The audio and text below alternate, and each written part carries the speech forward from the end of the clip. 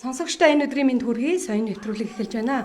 Тэгэхээр энэ удаад бид ахмад наснуудад үзүүлж буй тусламж үйлчилгээ сэдвээр ярилцсан. Нэвтрүүлэгт эрүүл мэндийн даатгалын ерөнхий газрын тусламж үйлчилгээний чанарын газрын мэргэжилтэн Наран Жимэг, за нийслэлийн ахмадын хорооны зохион байгуулагч Найдан Сод, за Сүхбаатар дүүргийн нийгмийн даатгалын хэлтсийн байцаагч Хүрэл Баатар нар оролцож байна. За зочдтой энэ өдрийн мэнд хүргэе. За баярлалаа. За баярлалаа. Сонсогчдоо хүн 30-50 22 дугаар явцаар одоо бидэнтэй ярилцаж өнөөдөр ярилцж байгаа сэдвийн хүрээнд зөвлөгөө мэдээлэл авах боломжтой. Та бүхний өмнө манай утас нээлттэй байна. Тэгэхээр ахмадуудад одоо чиглэсэн эрүүл мэндийн даатгалын одоо ямар үйлчилгээ байна? Энэ сэдвээр энэ асуултаас ярилцлага эхлэе. За нийт сонсогч та бүхэндээ энэ өдрийн мэндийг хүргэе. За эрүүл мэндийн даатгалын хууль маань хэрэгжиж эхэлсэн цагаас ахуулаад нийт ард иргэдтэй бол эрүүл мэндийн эрүүл мэндэд нь эрсдэл учирсан үед нь одоо санхүүгийн эрсдлийг хуваалцах зорилгоор энэ үйл ажиллагаа маань явагддаг. Тэгэхээр зөвхөн ахмад настан гэлтгүүгээр одоо эрүүл мэндийн даатгалд даатгуулсан бүх иргэдийн хувьд бол яг л адилхан тэгш хүртээмжтэй адилхан үйлчлэгийг авдаг. За тэгэхээр нийт энэ эрүүл мэндийн даатгалын сангаас өнөөдрийн байдлаар 14 төрлийн тусламж үйлчлэгээний зардлыг бол одоо олгож байна. За нэгдүгээрт нь хэвтэн эмчлүүлэх зардал. За өдрийн эмчилгээ, амбулатори, оншилгоо, за тэгээд өндөр өртөгтэй мэс засалд хэрэглэгдэх хэрэгслийн зардал, эмийн үнийг хөнгөлөлт, аршаан сувлал, нөхөн сэргээх, өрхийн эмнэлгийн тусламж үйлчилгээ зэрэг энэ тусламж үйлчилгээний зардлуудыг олгож байна. За тэгэхээр ахмадууд ер нь эрүүл мэндийн энэ ямар хөнгөлөлт эдлэх боломжтой одоо сая 14 одоо ийм үйлчилгээ байлаа шүү дээ. За ахмадуудын хувьд бол хэвтэн эмчлүүлсэн тохиолдолд улсын эмнэлэгт хэвтэн эмчлүүлж байгаа тохиолдолд өөрсдөөсөө ямар нэгэн нэмэлт төлбөр төлөхгүйгээр 100% эрүүл мэндийн даатгалаас бол хэвтэн эмчлүүлэх зарлыг төлж байна. За хоёрт нь амбулатороор үзүүлсэн тохиолдолд одоо үзүүлэх хоолнд нь 15-аас 16,200 төгрөгийн амбулаторын үйлчлэгийн зардлыг төлж байна. За мөн сардаа 55, улиралдаа 165,000 төгрөгийн оншилгоо шинжилгээ хийлгэсэн тохиолдолд энэ зарлыг бол бас төлж байна. За онцлогын шинжилгээний зардлын хувьд бол тухайн эмнэлэгтээ тухайн оншорын тусламж үйлчилгээний зардал бол олгогдож байгаа. Тэгэхээр өнөөдөр 2 дахь шаттал дээр очиод онцлогын шинжилгээ хийлгээд дараагийн шатлалын 3 дахь шатлал гэдэг юм уу одоо улсын чанартай үйлчилгээтэй эмнэлгүүдээр очиод онцлогын шинжилгээ хийлгэхэд бол дараагийн шатлалын онцлогоо хийлгэхэд бол энэ хэрэг нь бас нэгдээд явж байдаг.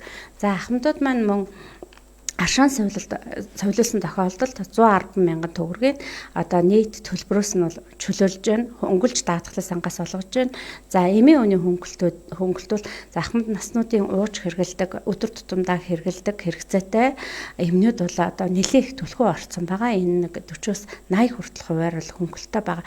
За ахмадуудын хувьд бол одоо ямар эмийг хэрэгэлж байгааг бол мэдээж даралтны эм, зүрх судасны эм, одоо сахар бууруулах эм, за тэгээ БЦ вирусын эмнүүдийг бол даатгалын сангаас олгож байна. С вирусын эмийг бол 100% даатгалаас хайрцаг тутамд нь 210,000 төгрөг хөнгөлөд олгож байгаа. За сонсогч бидэнд хандсан байна. 30-52 дугаар утас та бүхний өмнө нээлттэй байна.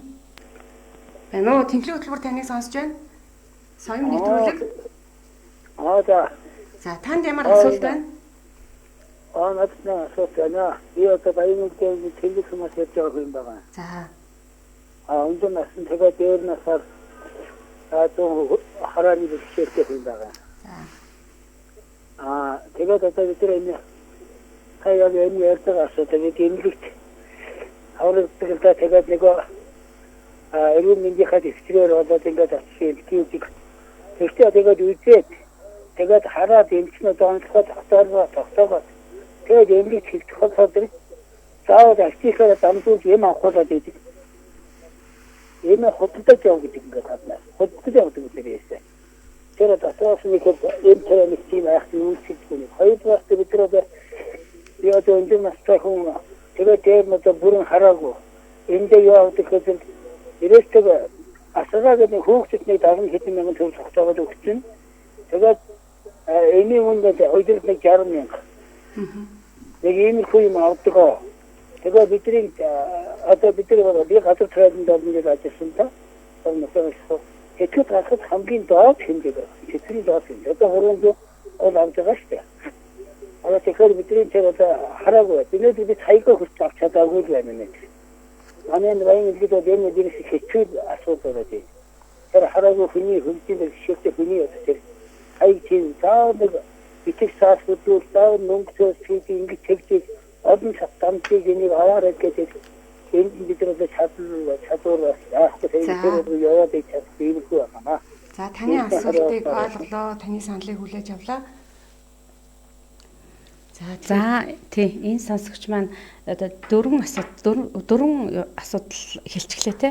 За тэгэхээр би өөрийнхөө хүрээнд асуудлуудаа хариулчихъя. За эмнэлэгт хэвтгэд эм тараа ахуулж байгаа гэдэг талаар нэгдүгürt нь ярьж байна.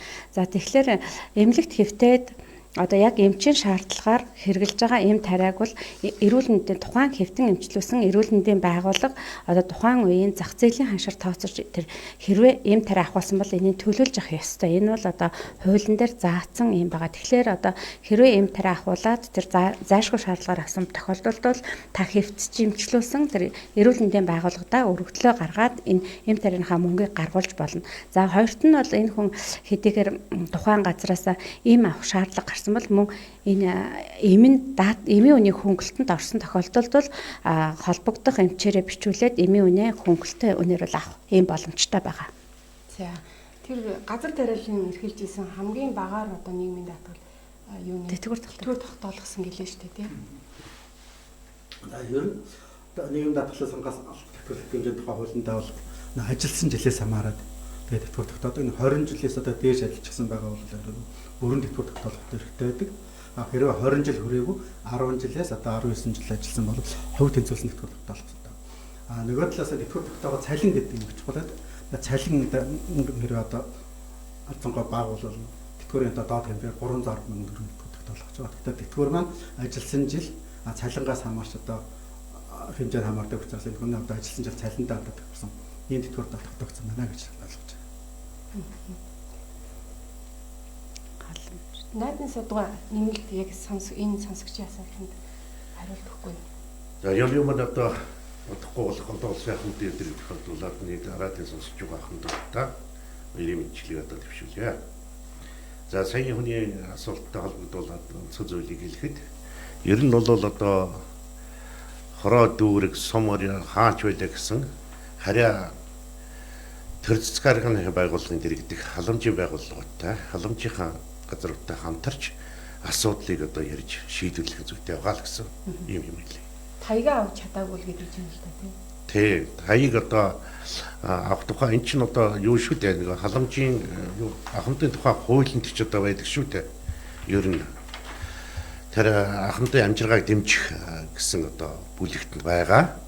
Хуулигаар солих, эргэтэн дэргэнцэр одоо хийх ийм асуудлыг бол халамжийнхаа байгууллага халамжийнхаа өмсөлтөд жугаад 5 жилд одоо нэг дотооддоо шүү дээ. Ийм одоо дэргэнцэр авах шүдийг бол 3 жилд одоо олсон. Ийм заалтууд тодорхой заалтууд байгаа. Энэ хуулийнхаа хүрээнд л тэр тодорхой төрийн байгууллагуудтайгаа хамтраад шийдвэрлэх зүйтэй гэсэн юм. За дараагийн сонсогч авъя. Байна уу? Сайн нэвтрүүлгийг таныг сонсож байна? Байна уу? За.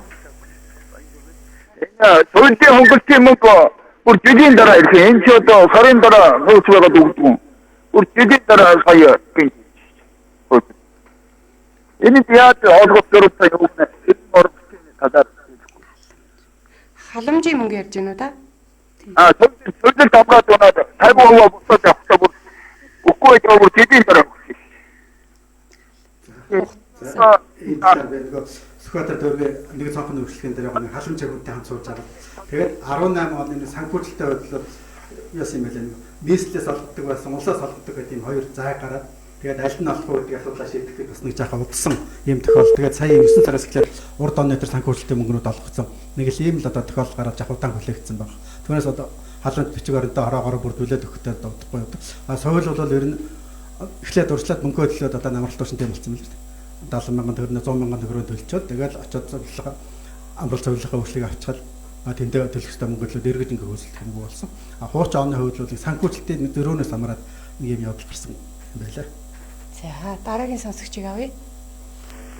Нөө. Байн сая нэвтрүүлгийг таныг сонсож байна. Сонсож байна. За та бүгдээ энэ өдрийн сайхан мэндийг дэвшүүлээд баярлалаа. Танд ч гэсэн энэ одоо ахмад дүүдийн маань баярын өдөр болох гэж байгаа. Улаанбаатар хот хөдөө 18 аймаг гадаад дотоодын ахмадуудаа бүгдэнд нь эрүүл энх сайн сайхан бүхнийг хүсье өрөөё. За нэг асуулт тавья. Хөгжлийн бэрхшээлд одоо сонсголгүй, хараагүй, үе мөчн явж чадахгүй улсууд банкн дээрээс мөнгө авч чаддаггүй.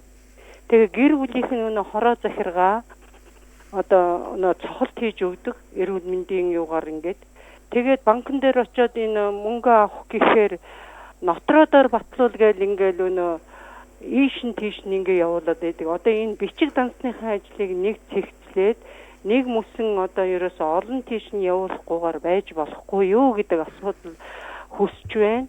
Тэгээ ер нь эн чинь өөрөө л энэ хүн чинь авч гэрийнх нь үр хүүхэд юм уу ханийчлан байвал ханийчлан авч идэг. Өөр тэгээд энэ ч одоо ямар юмараа нотродоо батлуулж одоо ханийчлан ч гэсэн өндөр настай хүн байгаа шүү дээ тэр чинь.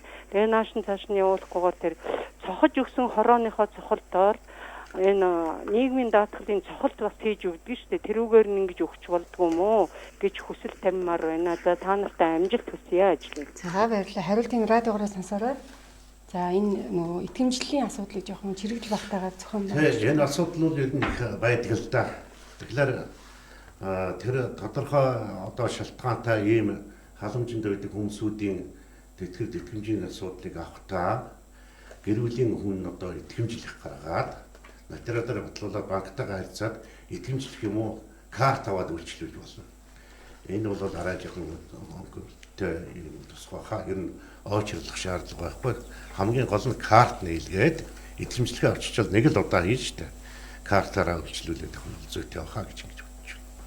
Энэ мэд ер нь танай холбоонд одоо ахмадууд одоо хөвчлээ одоо санал хүсэлт ирүүлдэг байх. Ямар асуудалд одоо гол асуудал дээр одоо санал ирүүлээд байна. Зөвхөн одоо энэ тэтгэл дэвтэрийг авах банкнд хадгалах юу банктай харьцах тухай асуудал биш л дээ. Ер нь одоо тэр эрүүл мэндийн одоо совилгаа эмчилгээд одоо явах шаардлагатай ботек хүндрэлтэй байгаа гэсэн ийм асуудлууд энэ төр байдаг. Ер нь хуулиараа болвол тухайн хорооны төрийн захиргааны байгууллага энэ асуудлыг одоо их нухацтай авч үзэж. Тэнд чинь одоо халамжийн ажилтан бас эдийн зохион байгуулагч нар байгаа шүү дээ. Хариуцсан ажил хариуцсан. Тэр хүмүүсүүд одоо энийг дор нь одоо шийдвэрлээд учрын одоо хэлээд ингэ явуулчих бол ахмадуудад хөнгөл хэлбэр байх болно л гэж хэлээ да. Ер нь тэтгэврийн хэмжээг бол яг сард нэг удаа өөр аавн гэсэн зөвлөлт байдаг. Хэрвээ өөр бээр авч чадахгүй бол одоо итгэмжлэхий бол уг нь хуучин нийгэм даатгалын байгууллага хийгээд өгдөг байсан болчоод одоо натратаар зааварлаа. Энэ одоо хүн миний өмнөөс авах хэрэгтэй. Тэрийг бол нийгэм даатгалын байгууллага нэг удаа бүртгэдэг. Зүгээр банкнуудаа хувьд тухай одоо өөрөө авах бол карт нээлгээд авах нь бол нээлттэй. Тэгвэл очоод дараалал үлдэх. Одоо банкны хөвчлийг бас өөрөө сонгох. Энэ боломж нь нээлттэй байдаг. За дараагийн сонсогч авъя. Тэнэ сайн нэвтрүүлэг таныг сонсож байна. Би нэг асуулт тавьмаар байна аа. За. Энэ ахмад настгууд чинь одоо 30-аас 40 гээд ажилласан олон гээд ажилласан тийм улсууд за нэг олонгүй гэсэн цөөр байдаг л хард өөр. Одоо би гэхэд улсууд 36 жил ажилласан. Одоо сард нэг 330 хэд авдаг юм. Тэгэхээр олон гээд ажилласны нэмэгдэл гэж одоо юу юм. Өрөөсөө өгөхгүй юм, өгөх нь хүлээ гэж байдаг юм шүү дээ. Олон гээд ажиллаж нүдэн дөрвөн мөчөн барсны одоо ашиг гэж одоо баг алах шүү дээ. Сүүлд нэрэмдэг болоод хоцордог юм байна. Их олон жил нохолгож та зэрэг. За энийг асуух юм аа. Нийгмийн даатгалын сангаас тэтгэврийн хэмжээг агуулсан 20 жил ажилласны нь одоо 45% одоо 20 жилээс илүү ажилласан жил тутамд 1.5% нэмэгдүүлж тэтгэврийн бодож өгч байгаа. Гэхдээ зэрэг одоо 20 жил ажилласан хүн болохоор жишээ авахад сая төгрөгийн цалинтай дундад цалинтай байлаа гэхэд 45%-аар болохоор 450 мянган төгрөгийн тэтгэвэр авах нь шүү дээ. Тэгвэл 30 жил ажилласан хүн бол 15% нэмэгдэл одоо авах тань дээр одоо 60%-аар одоо 600 мянган төгрөгийн тэтгэвэр авчихсан. Тэгэхээр цалингаас хамаарат нөгөө олон жил ажилласан нэмэгдэл нь одоо тооцогдоод харилцангуй баг гарах тохиолдол байдаг. Тэрээс цалин сайн байгаад олон жил ажилласан хүмүүс тэтгэвэр нь одоо нэлээд өндөр тогтоогддог. Одоогоор манай сая түүнээс дээш төгрөгийн тэтгэвэр авч байгаа одоо хүмүүс нэлээд олон байдаг. За ер нь нийгмийн даатгалын тухай хуульд тогтоомж орсон одоо мөрдөх өөрчлөлтүүдийн талаас мэдээлэл өгөхгүй юм. За нийгмийн даатгалын тухай хууль тогтоомжод одоо хүмүүс яг нэг сонирхож байгаа асуудал нэг жилийн нэмэгдсэн ажилласан жилийн нэмсгээс насыг нэмсэн гэсэн ийм асуудал яриад байдаг. Тэгээд 18 оноос бол одоо 3 сар одоо 20 жил ажиллах хэрэгтэй байсан бол 20 жил 3 сар ажилласан хүн өөрөө өсвөл эрэгтэй хүн 60, эмэгтэй хүн 55 настай тэтгэврт олгож болно. А энэ оны хувьд 19 оны хувьд бол 20 жил 6 сар одоо ажилласан бол эмэгтэй хүн 50-тай, эрэгтэй хүн 60 настай өөрөө тэтгэврт олгож болно. Хэрвээ одоо 20 жил 6 сар нарыг хүрээгүй байгаа бол 20 жил ажилласан байгаа бол одоо тэр 6 сар хүлээж агаад тэтгэвэр нэг бол ажилласан жил нь одоо хүрсэн байвал шууд тогтоолгож болох нь. Ажилласан жил нь нарыг хүрээгүй бол тэр 6 сар хүлээгээд. Одоо эх он гэхэд одоо 61 онд төрсэн гэхэд 20 жил 9 сар ажилласан бол тэрнээс дээш ажилласан бол тэтгэврээ шууд тогтоолгож болно. Энэ дээр нэг юм одоо жоо өөрчлөлт орсон байдаг. 95 оноос хойш одоо төлж чадаагүй байсан тэтгэврийн даатгалын шийдвэрлэлээ нэг удаа төлөөд 2020 оноос одоо тэтгэвэр авах боломж бүрдэн гэж яригддаг байгаа шүү дээ. Тэгэхээр энэ талаараас тодорхой. Энэ одоо малчид хаваар хөдөлмөр эхлэхдээ одоо ажилласан жилийг нөхөж тооцоолох тухай одоо шийдвэр гарсан байдаг. Энэ 20 он хүртэл одоо дүр хойшлогдож байгаа. Тэгэхээр энэ малчид бол энэ одоо яг малчнаар ажилласан гэдгийг бол тогтоолох одоо шаардлага байгаа. Ер нь малчин хүмүүс бол нийтдээ 20 жилээс дээш ажиллажсэн. Эрэгтэй хүн 15 жилээс доошгүй хугацаагаар энэ малчнаар ажилласан. Эмэгтэй хүн бол 12 жил 6 сараас доошгүй малчнаар ажилласан. Тэгэхээр тэр нийт 20 жил гэдэг батлан биелүүлсэн бол эмэгтэй хүн 50 настай, эрэгтэй хүн 55 настай тэтгэврт тогтоох боломжтой. Тэгэхээр малчнаар ажилласан хугацааг нь тэр сум орон нутгийнхаа одоо нэг данс гэж яриад мал тоолгын бүртгэл одоо бүртгэгдсэн тэр бүртгэлийн үндэслэлж одоо яг малчнаар ажиллаж байгаа юу. Малчин хүн гэдэг маань тэр малынхаа одоо орлогоор амьдардаг тэр иргэний ийм юмнуудаа наан бас бүртгүүлээд одоо зохицуулж явах хэрэгтэй. Хэрвээ одоо малчнаар ажилласан хугацаа дансны бүртгэлнээс тодорхой хэмжээгээр агаас угсгаж байгаа тохиол орон нутгад ийм зөвлөл байгуулагдсан байгаа. Тэр зөвлөлд нь ажиллаж байгаа хүмүүсний хэлцээ энэ хүн бол үнэхээр одоо энэ аймаг энэ сумд одоо 40 жил малчнаар ажилласан байна гэдэг тогтоовол тэр нөхөж одоо тооцох хугацаанд нийгэмд хатгалын шимтгэлээр нөхөө тооцоолох юм бол малчнаар ажилласнаар тэтгэврээ тогтоох боломж нь бас нээлттэй байна. Тийм учраас тэр 20 оныгоо одоо хүлээхүүгээр наан малчнаар ажиллаж исэн гэдэг юм аа. Хаваар хөдөлмөр ажиллаж исэн гэдэг юмнуудаа бас тогтоож одоо хөөсөлж явах нь зүйтэй байгаа. За, сонсогчдод нь хандсан байна. За, дуудлага тасарлаа. Сонсогчтой хүн 30-тай 22 дугаар явцаар бидэнтэй ярилцаж өнөөдөр ярилцж байгаа сэдвийн хүрээнд зөвлөгөө мэдээлэл аваарай. Нэвтрүүлэгт Эрүүл мэндийн даатгалын ерөнхий газрын тусламж үйлчилгээний чанарын газрын мэрэгжилтэн Наран Чимэг за нийслэлийн ахмадын холбооны зохион байгуулагч Найдан Сод Сүхбаатар дүүргийн нийгмийн даатгалын хэлтсийн байцаагч Хүрэл Баатар нар оролцож байгаа. За тэгэхээр эмийн хөнгөлтийн талаараас нэмэлт тодруулахгүй нийслэл улсын хэмжээнд ер нь 800 гаруй эмийн сан бий гэсэн судалгаагаа тэгэхээр эмийн хөнгөлтөд үйлчлэг үзүүлэх эмийн сангийн тоо нэмэгдэх үү? За эмийн сангуудын хувьд улсын хэмжээнд 800 гаруй эмийн сан байгаа. За нийслэлийн хэмжээнд 536 эмийн сан болон үйл ажиллагаа явуулж байна. За тэгээ эдгээр маань Багнуур Налах дүүрэгт бол нэг 20 орчим нь ажиллаж байна. За үлдсэн 500 нь бол яг нийслэлийн энэ 6 дүүрэгтээ хуваарлагдаад ингээд ажиллаж байгаа. Тэгэхээр ахмадуудад бас нэг мэдээлэл өгөхөд заримдаа эмийнхээ үний хөнгөлтийг авах одоо төсөнд дууссан байдаг. Нөгөө зар одоо ахаад боломжгүй байна гэсэн ягаад эмээ авч чадахгүй байна гэдэг ахмадууд маань бас их ярьж байдаг. Тэгэхээр одоо манайх нөгөө EMD.gov.mn гэдэг вебсайтн дээр бол энийг л байрлуулсан. Тэгээд тухайн өөрийнхөө дүүргийг оруулаад яхахлаар бүх эмийн сангууд нь чагсаалтаар гарч ирж байгаа. Дээрээс нь эмийн сангуудын төсөв одоо санхүүжилтанд байгаа байхгүй нь бол харагдаж байгаа. Тэгэхээр одоо яг эмийн сангийнхан төсөнд байгаа тэр эмийн сангаа сонгоод өөрчлүүлэх юм боломжтой болсон байгаа. Эмийн нэр төрлүүдийг одоо нэмэгдүүлсэн. За эмийн нэр төрлүүдийн хувьд бол өнөөдрийн байдлаар 170 нэр төрлийн 638 эмийг бол даатгалын сангаас олгож байна. За энэ бол насан туршидад зориулсан юм байгаа. За хүүхдэд зориулсан нийтдээ нэг 50 гаруй нэр төрлийн 174 эмийг бол эрүүл мэндийн даатгалын сангаар хөнгөлж олгож байгаа. За сонсогчдод нь хандсан байна. Танаа соём нэвтрүүлэг таныг сонсож байна. сайн байна уу? Сайн байна уу? Нэвтрүүлэг мэдрэгээ сайхан амсгаж байна. За танд ямар асуулт байна? Би энэ малчин хүн байна. Тэгээд манай нөхөр болохоор мандаж хойдор одоо 32 жил ажилласан юм аа. Нийгмийн даатгалын төлөө нөө цалин хөдөлмөрөө аваад. Байна уу? Тэгээд тэтгэвэр болохоор одоо би 310-ыг явуулдаг манай хүн болохоор 308 билүүд хавтлаа. Тийм надаас ингээд доор тогтсон. Би бол яг 20 хэдэн жил болсон байх. Би өөртөө харамсдаг.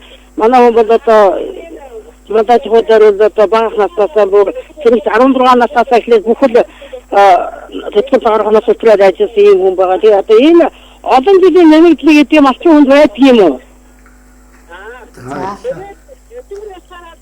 За За олон жилийн нэмэгдлийн талаас. Ер нь малчин адилхан шүү дээ. 20 жилээс дээш ажилласан илүү жил ажилласан жил тутамдаар нэмэгдэл тооцоолдог. Тэгээ малчтай уу чинь нэгдэл сангийн ажил чинь 90-ад онд ерөнхийдөө онд тараад тэрнээс хойш яг малчнаар ажилласан нийгмийн даатгалын шимтгэл төлсөн үгүй энэ гэдэг асуудал бас сөхөгддөг. Тэгээ яг малаа байгаад байсан мөртөө нийгмийн даатгалын шимтгэл төлөгдөг байгаа хугацаанаас байгуул нөгөө жил нь 20 жил хүрээгүй бол 310 мянган төгрөгийн одоо бүрэн тэтгэврт тогтоолгож чадаагүй тохиолдол байгаа.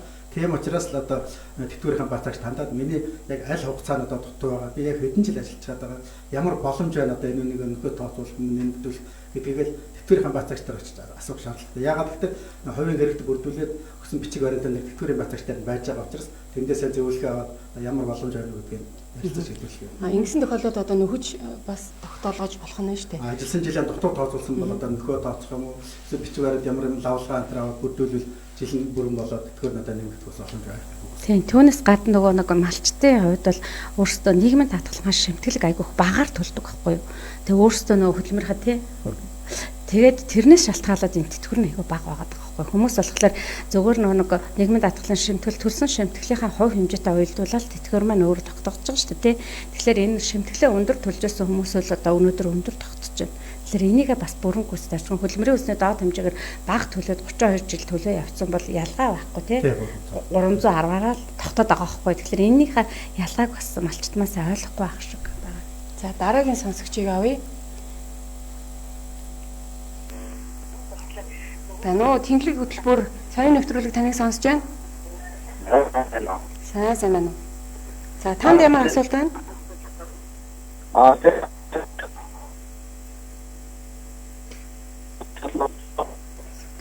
Яраа нэг сайн сонсохдохгүй байх юм. Таноо та радиогоос хол зайд тэгээд яг уцаараа бидэнтэй хандаж ярилцаарай. Байна уу?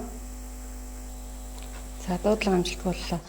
За тэгэхээр эхчүүдэд бас тэтгэврт гаргахад нийгмийн даатгалыг төлсөн хугацааг нөх хүүхдийн тоогоор бас нэмэж болохоор яригдж байгаа шүү дээ тий. Энэ талаар бас мэдээлэл өгөхгүй юу? Яг хүүхдийн тоогоор нэмэх асуудал нь 20 хүртэл бас түр хойшлогдсон байгаа. Ер нь одоо олон хүүхд төрүүлж өсгөхийг бол нэг хөнгөлөлтэй болцлоор тэтгэврт тогтоолгодог. 20 жилээс дээш одоо шимтгэл төлсөн. Тэгээд 4-өөс дээш хүүхд төрүүлж өсгсөн бол 50 настайдаа тэтгэврт тогтоолгодог гэх нь бол нээлттэй хэмээр байгаа. За хууль зааснаар бол сум хороо баг тосгонд одоо ахмадын өргөө байгуулж ахмад насны одоо хэрэгцээнд үндэслэн лавлгаа мэдээллийн зөвлөгөө өгөх, за сургах, хөгжүүлэх одоо явуулын үйлчилгээ бол өдрийн эмчилгээ үзүүлнэ гэсэн юм одоо тогтоол байгаа. Тэгэхээр нийслэлийн ахмадуудад зориулж одоо ямар газрууд байна? Энэ 2017 онд гарсан ахмад насны тухай хууль шинжилэгдэж гарсан л да.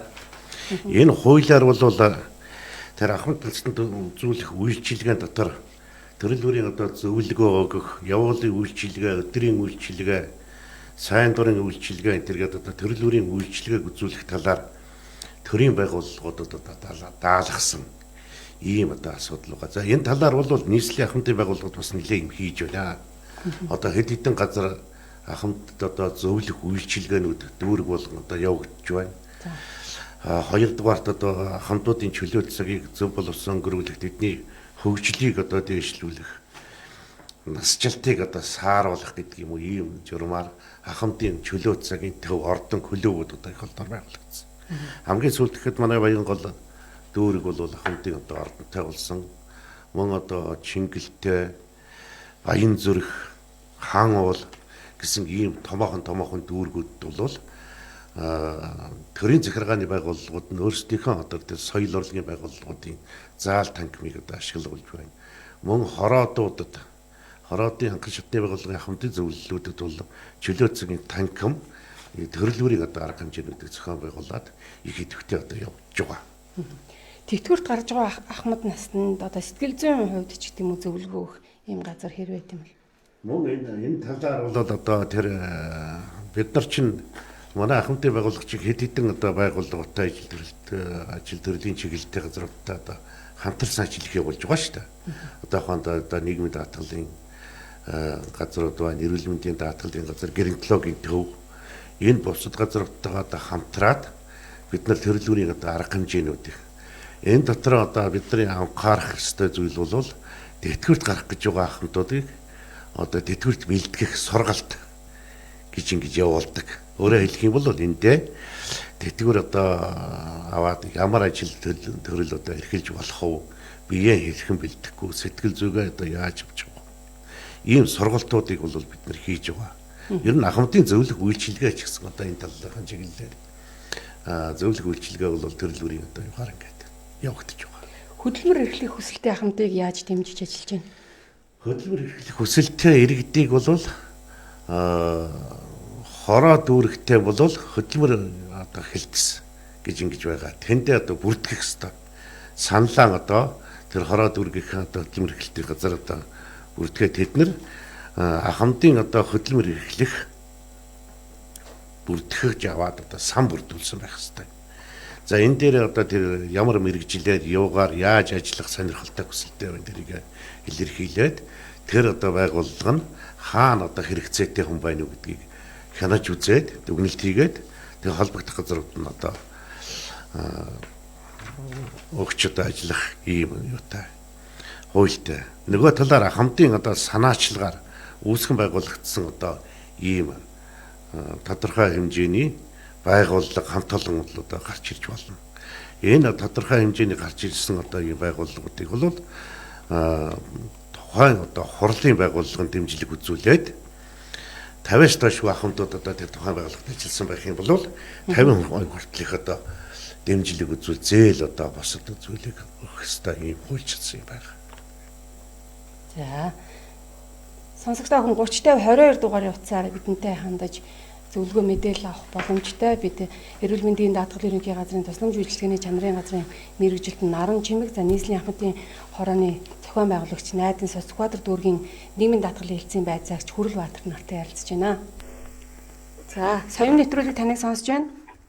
Сайн байна уу? Сайн байна уу? Хаанаас ирж байна та? Сүхбаатараас ирж байна уу? За, ямар асуулт байна танд? Би одоо энэ 10 сарын 15-нд 60 хүрэх юм аа. За. Тэтгэвэр тарах юм. Тэгээ одоо тэтгэврээ тогтоолгоод тэтгэвэр цалин мөнгө одоо шууд авч болно уу? 11 сарын 15-нд. За тэтгэвэр тогтоолохын тулд эхлээд одоо тэтгэврийн баацагчтай уулзаад 95 оноос өмнө ажилласан хугацааг бол хөдөлмөрийн дэвтэрээр 95 оноос хойш ажилласан хугацааг бол нийгмийн даатгалын дэвтэрээр тооцдог. Тэр бичиг баримтаа одоо очиж үзүүлээд ажилласан хугацаагаа тооцоолаад хэрвээ лавлгаа тушаал юм хэм нэмж тодруулах байгаа бол тэр юмнуудаа тодруулаад ингээд бэлэн болчих юм бол яг тэтгэвэр тогтоолохоос өмнө одоо 10 хоногийн өмнө бол өргөдлөө бичээд 2% зургатайгаа одоо бичиг баримтаа өгөх юм бол тэгээ 10 сарын 15-наас тогтоолох юм боломжтой. Гэхдээ энэ он тогтоолох гэж байгаа хүн чинь нэг 20 жил 6 сараас одоо доошгүй ажилласан байх гэж яг 60 нас хүрч тогтоолгоо шүү дээ. Хэрвээ ажилласан жил нь 20 жил 6 сар хүрээг байгаа бол бас шимтгэлээ жоохон төлөхөө хүлээх үү гэдэг бас юм асуудал. Тийм учраас наан нь тэтгэврийн баацагчтай уулзаад бичгээр одоо бүрдүүлж өгөөрэй. Тэгэхээр манай нийгэм даатгалын ерөнхий газар ерөнхийдөө тэтгэврийн тогтоолох гэж байгаа хүмүүс туслах одоо тэтгэвэр тогтоолоход бүрдүүлэх бичгээр нь одоо бүрдүүлэх үзэн шалгах лавлгаа тодруулах авахт нь бол туслах юм аян бүртгэл зохион байгуулсан байгаа. Тийм учраас тэтгэврийн баацагчтай хандаад одоо тусламж өгсөөрэй.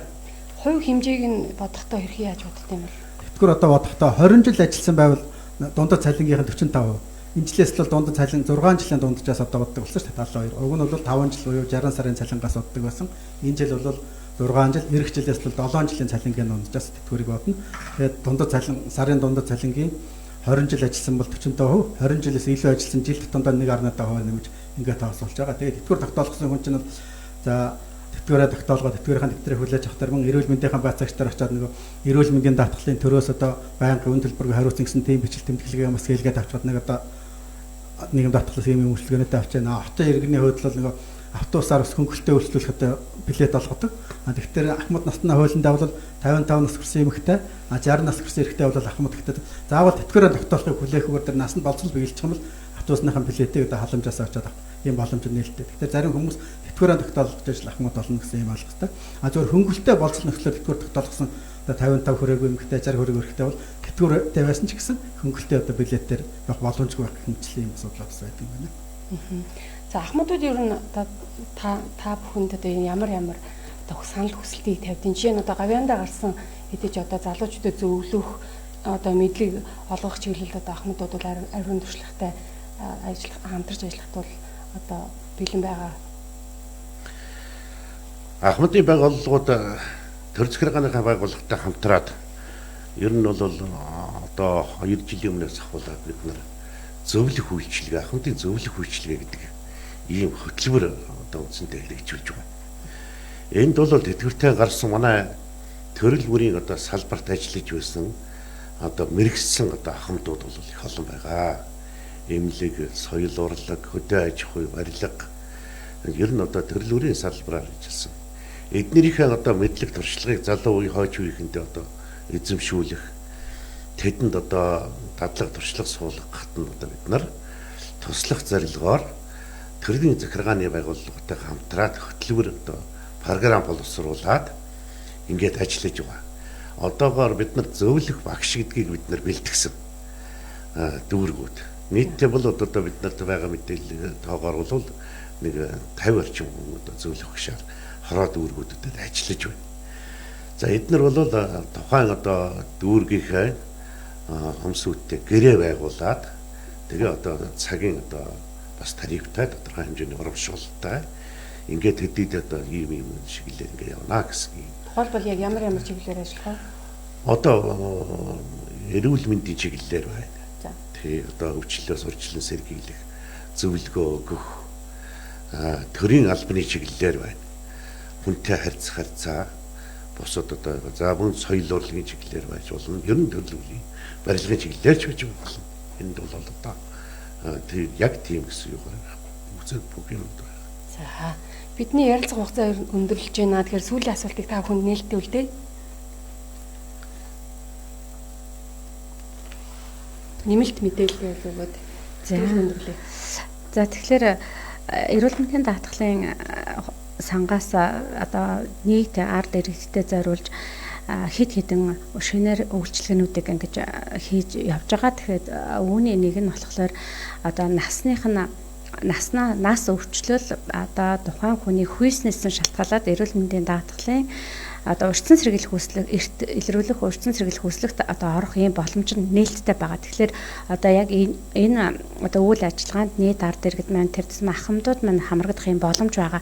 Тэгэхээр одоо 60-аас дээш насны ахмадуудын хувьд бол хоёр төрлийн багцаар тусламж урьдчилан сэргийлэх хүслэгт орох боломжтой байгаа. Нэгдүгээр багц нь болохоор одоо цус шээсний шинжилгээ, за тэгээд ЭХО шинжилгээ одоо эдгээрт бол одоо орох боломжтой. Хоёр дахь багц нь болохоор хавдар илрүүлэх буюу одоо хөзөө төрөө булчирхан хавдар, за дээрээс нь ходоодод урандуулахын боломж нь нэгдсэн байгаа. Тэгэхээр энэ боломжуудаар бас ахмадууд маань үйлчлүүлэхэд одоо ийм боломж байгаа шүү л гэж хэлээ. За соён дэвтрүүлэг энд хүрээд өндөрлөж байна. Энэ удаад бид ахмад насанд үзүүлж буй тусламж үйлчилгээ сэдвээр ярилцлаа. Нэвтрүүлэгт оролцсон зочдтой ажлын өндөр амжилт хүсье. За.